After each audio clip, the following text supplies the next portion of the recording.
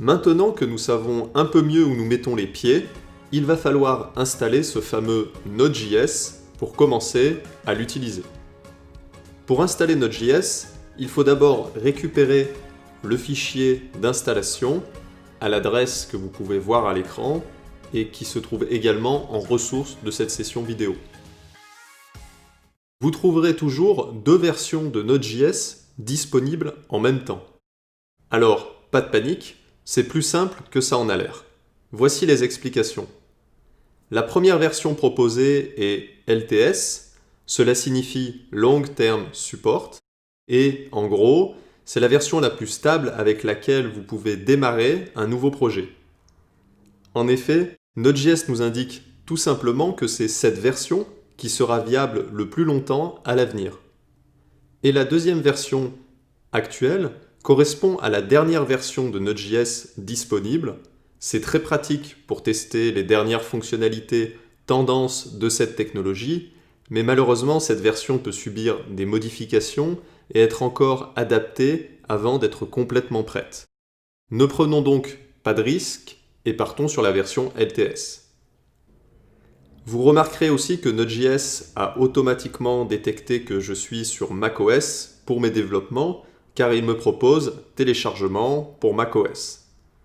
Si tout se passe bien, Node.js vous proposera directement de télécharger un exécutable adapté à votre ordinateur.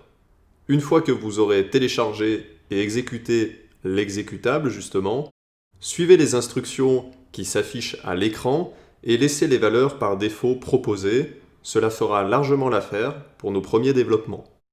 Maintenant, vous devriez avoir deux nouveaux outils installés sur votre machine.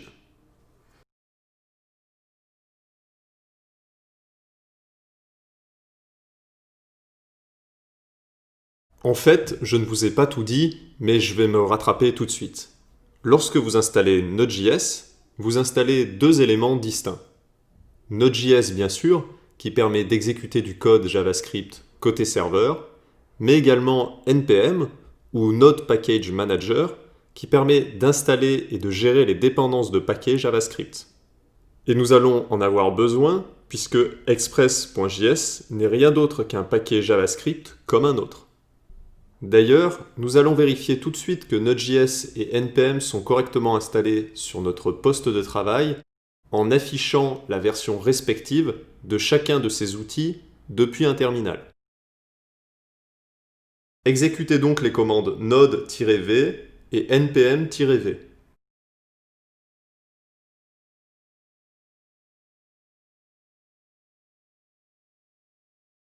Si des numéros de version s'affichent, alors vous êtes prêt à passer à la suite.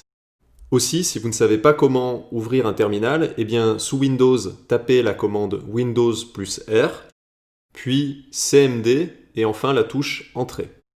Sur Mac, vous pouvez chercher le terme terminal directement avec Spotlight en faisant commande plus barre espace.